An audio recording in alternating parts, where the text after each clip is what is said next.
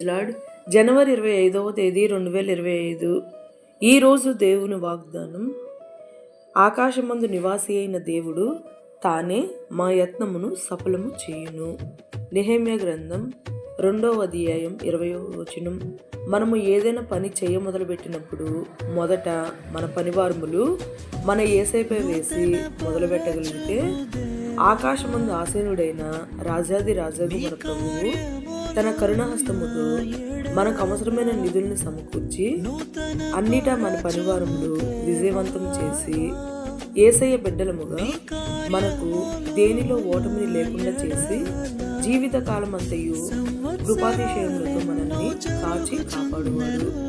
ఈ రోజు వాగ్దానం మన జీవితంలో నెరవేరాలని కోరుకుంటూ జీసస్ ఈజ్ అవర్ ప్రొటెక్టర్ మీ సహోదరి Suma. Amen. God bless you all. నూతన పరచుము నా సమస్తము, పాతవి గతించిపోవును, సమస్తం నూతన మగును. నీలో ఉత్సహించుచు